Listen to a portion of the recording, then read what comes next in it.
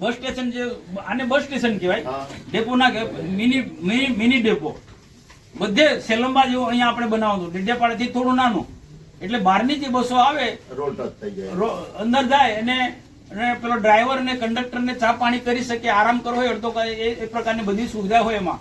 તો બધી નક્કી થઈ ગયું. આ જિલ્લા પંચાયત વાળાએ આપણા ધારાસભ્ય બધા ભેગા થઈ શોપિંગ બનાવવાના, રાજપાડી શોપિંગ, અહીંયા શોપિંગ, બીજા અલગ અલગ સારા બી કામો લીધા છે, એને આવકારે છે. પણ આ બધા શોપિંગોની શું છે? દુકાનો કમ બીજી જગ્યાએ વેપારી ના બનાવી શકે? શોપિંગ બનાવી તો કોઈ બી જગ્યાએ શોપિંગ બની શકે છે. હવે બસ સ્ટેશન ક્યાં બનાવશો તમે? હવે નેત્રંગમાં બસ સ્ટેશન નેત્રંગ લોકો પૂછશે અહીંના બધા આગેવાનોને, કેમ બસ સ્ટેશન નથી બનાવતા? ઠરાવ થયો કે જિલ્લા પંચાયતમાં એને કાઢીને તમે શોપિંગ બનાવને, કમ શોપિંગ બને એટલે ટકાવારી મળે. હકીકત જ છે ને ગિરીશ, શોપિંગ બને તો બધાની જ ટકાવારી હોય. શોપિંગ ની વધારે જરૂર છે, શોપિંગ સેન્ટર ની વધારે જરૂર છે કે બસ સ્ટેશન ની વધારે જરૂર છે?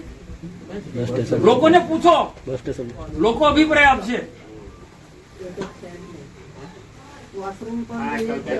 હા, અને નેત્રંગ નું તમે જોવો છો બધા કરતા એવું સેન્ટર છે ચારે બાજુથી બસો આવે.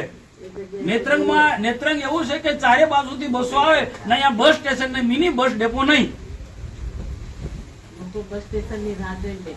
હા,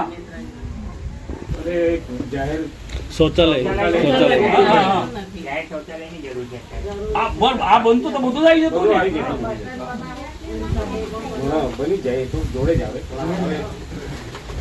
કમસે કમ એટલું તો તમારે આપણા લોકોએ, જેને ધારાસભ્ય બી સમજવું જોઈએ, જિલ્લા પંચાયત ને પ્રમુખો બી સમજવું જોઈએ, એના બધા લોકોએ સમજવું જોઈએ. આ તો પ્રકાશ દેસાઈ આવે અને ધારાસભ્ય આવે એટલે તમારે એ વાત ખોટી વાત મૂકે, ધંધાકીય વાત મૂકે એટલે બધાને વાહ. અરે તમને સમજણ તો પડો કે લોકોના હિતનું કોઈ કામ કરવાનું તે. આ શોપિંગ સેન્ટર એટલે લોકોના હિતનું કામ છે? શોપિંગ સેન્ટર એટલે લોકોના હિતનું કામ છે? એ ધંધાકીય એ છે. અરે વેપારીઓ તો ગમે ત્યાં તમારે એ શોપિંગ દુકાનો બનાવવાના છે, પણ બસ સ્ટેશન તમને મળવાનું નેત્રંગ ને. જો ભાઈ મને તો કોઈ નુકસાન નથી, આવો બાપુ એટલું સમજી લે તો મને કોઈ નુકસાન નથી. આ વિષય શું છે? કોઈ વખત જાહેર સભામાં કઈ લોકો એમના પર થૂકશે. આવા ધંધા નહીં કરવાના, પ્રજાહિતના કામો કરવાનો હોય, પારદર્શક વહીવટ કરવાનો હોય. લોકોને ખબર નથી પડતા શોપિંગ ને આપણે બધા સેટિંગ છે, ટકાવારી વાળા બધા ધંધો કરે છે. જે કોંગ્રેસમાં ચાલતું છે, બીટીપીમાં ચાલતું હતું, એ ભાજપમાં ચલાવવા માંગે છે. જે કોંગ્રેસમાં ચાલતું હતું, બીટીપીમાં ચાલતું હતું, આ શોપિંગ સેન્ટરો બનાવી છે, હવે ભાજપમાં બધું ચાલવા થયું છે. આપણે એ ચલાવવાનું છે. મનસુખ વસાવા કોઈ દિવસ નહીં ચલાવે. પ્રજાના હિતનું કામ હશે તેને જ હું સમર્થન કરીશ. મામાએ બહુ બધી સારી વાત કરી. તાલુકા પંચાયત જીતવી, જિલ્લા પંચાયત જીતવી છે ભાઈ. આ બધી જ વાતને બધાએ કામે લાગી જવાનું. નાના મોટા પ્રશ્નો સોલ્વ કરીશું. વિકાસના બધા જ કામો ખેડૂતોથી માંડીને બધી નેત્રંગ તાલુકા આપ્યો છે, કેટલો ઝડપથી વિકાસ થયો છે, થઈ રહ્યો છે. પાર્ટી છે આપણે કેન્દ્રમાં, રાજ્યમાં, એના કારણે બધો વિકાસ થયો. આવનારા દિવસોમાં પણ કરવાનો છે. એટલે તાલુકા પંચાયત, જિલ્લા પંચાયત આપણે બનાવવાની છે. એટલે આ ઘણી બધી જે યોજનાઓ છે વિકાસ લક્ષી, એ તાલુકા પંચાયત આપણે છે, જિલ્લા પંચાયત હશે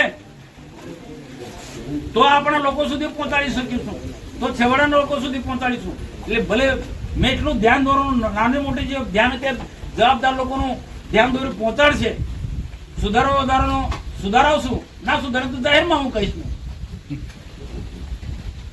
પણ આપણે તાલુકા પંચાયત, જિલ્લા પંચાયત પૂરી તાકાતથી ગમે તે હોય, કોઈ પદ મળ્યું હોય નહીં મળ્યું હોય, પણ આપણે તાલુકા પંચાયત બનાવવાની અને પ્રજાના કામો હજુ અધૂરા ઘણા બધા કામો કરવાના છે, એ કરવાના છે.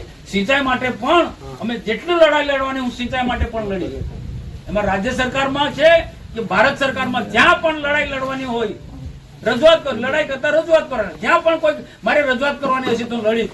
નેત્રંગ તાલુકાને, વાલિયા તાલુકાને, ઝઘડિયા તાલુકાને સિંચાઈનું પાણી મળવું જોઈએ, ડેડિયાપાડા, સાગબારાને મળવું જોઈએ. તે પણ નર્મદાનું પાણી કરજણ ડેમમાં નાખો ને આખા બધા એરિયાને પાણી આપો, એ મારી માંગણી છે ને એ માંગણી સતત વળગી રહે.